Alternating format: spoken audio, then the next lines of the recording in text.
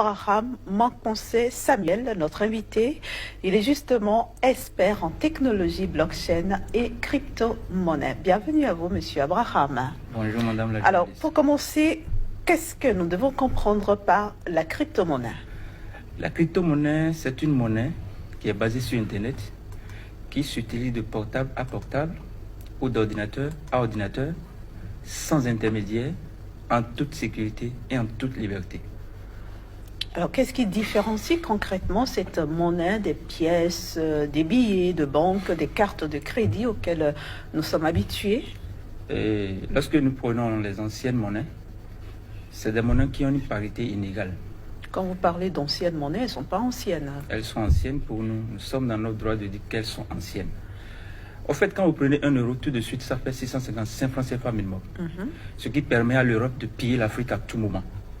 Parce que quand l'Europe vient en Afrique avec 1 million d'euros, ça lui fait près d'1 milliard de francs CFA. Ce qui lui permet de piller les ressources de l'Afrique au profit de l'Europe. Nous prenons le dollar américain, c'est pareil. 1 dollar, ça fait 580 francs CFA minimum. Donc avec 1 million de dollars, vous voyez ce que ça donne ici. Donc c'est pour vous dire que la crypto-monnaie est venue sauver l'Afrique, à tel enseigne que lorsque vous avez une pièce d'une crypto-monnaie, que ce soit TBC, que ce soit Stone, que ce soit Bitcoin, Monero, Dogecoin, Litecoin, une pièce ici vaut la même valeur partout. Ça veut dire quoi?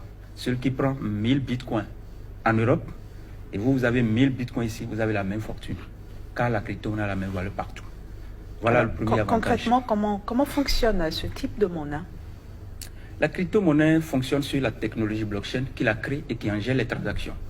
Vous savez, avec l'ancien système, les banques centrales sont là pour réguler le système bancaire. Mais c'est un système qui est centralisé, à tel enseigne que chaque personne a son compte dans la main de quelqu'un d'autre. Mais en crypto-monnaie, madame la journaliste, c'est vous-même qui créez votre compte et c'est vous qui gérez votre compte. Deuxième chose, si vous voulez envoyer de crypto-monnaie à quelqu'un, c'est de pair à pair, membre à membre direct, P2P. Il n'y a pas d'intermédiaire comme dans l'ancien système.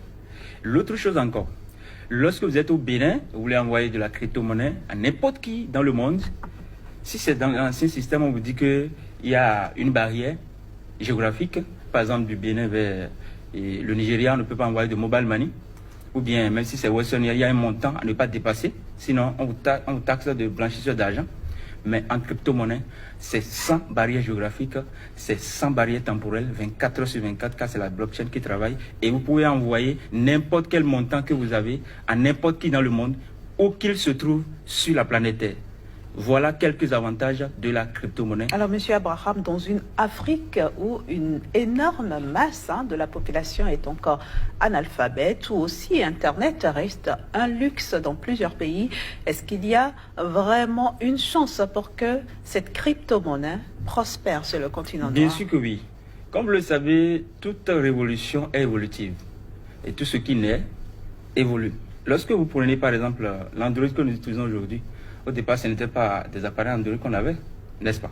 Mais aujourd'hui, nous avons Android. Ça veut dire quoi? La crypto-monnaie est venue comme Internet et aujourd'hui, elle est en train de prendre le terrain. On ne peut pas dire tout de suite que tous ceux qui ne sont pas lettrés ou bien intellectuels, qui n'ont pas accès à Internet, peuvent avoir accès à la crypto-monnaie. Tout le monde, pas encore. Mais il y a des palliatifs, des alternatives. 4 compagnies crypto, blockchain que moi je connais personnellement, dont et GK8 d'Israël, qui sont en train de mettre des systèmes en place pour permettre à toute personne sur la planète Terre d'avoir accès à la crypto-monnaie sans connexion Internet. Un peu comme ça se fait avec Mobile Money. Mais en attendant, qui peut disposer de crypto-monnaie? Vous pouvez en disposer. Vous avez accès à Internet à travers, comment dirais-je, une smartphone. Maintenant, supposons que dans votre famille, c'est vous seul qui avez un appareil Android. Pour créer un compte crypto-monnaie, il faut nécessairement de la connexion Internet. Vous pouvez vous charger de créer des comptes à votre épouse, et à votre époux du moins, à vos enfants, à vos frères, à votre père, à votre mère, à tous ceux que vous voulez. Vous pouvez même prendre votre Android et créer des comptes cryptographiques à tous les habitants de votre quartier. Même s'ils sont 1 million, vous pouvez le faire et vous remettez les données de connexion à chaque personne. Ça veut dire quoi? Sur n'importe quel portable, sur n'importe quel PC portatif, ils peuvent se connecter à leur compte. Donc la création, ça peut passer par vous, mais la connexion, ils peuvent le faire même s'ils n'ont pas Android. Parce que là, c'est P2P, c'est chacun qui a son compte et qui gère son compte. Alors, Monsieur Abraham, en quoi la crypto-monnaie peut-elle permettre à l'Afrique d'acquérir son indépendance financière? Madame la journée, vous avez la réponse. Quand 1 euro fait 655 francs CFA, dans ce système, quand est-ce que l'Afrique va égaler l'Europe, égaler l'Amérique, égaler l'Asie, jusqu'à être plus compétitif sur le marché international? Jamais. Donc il faut une monnaie qui a la même parité partout. Parce que quand vous prenez le système fiduciaire, c'est un système qui est basé sur le néant, c'est basé sur rien du tout. C'est une imagination, une confiance. Et là, vous êtes dans un système où les blancs sont toujours en avance sur les noirs par rapport à la monnaie, parce que la monnaie du blanc est toujours supérieure en matière de parité à la monnaie du noir. Donc aujourd'hui, avec la crypto-monnaie, pour ceux qui comprennent et qui s'engagent déjà massivement, l'Afrique est partie pour être la première puissance du monde par la crypto-monnaie. Pourquoi? Tous les Africains qui ont la crypto-monnaie, si vous avez une pièce, 1000 pièces, c'est la même valeur partout. Donc les Africains ne seront plus pillés en matière de leurs ressources. C'est fini.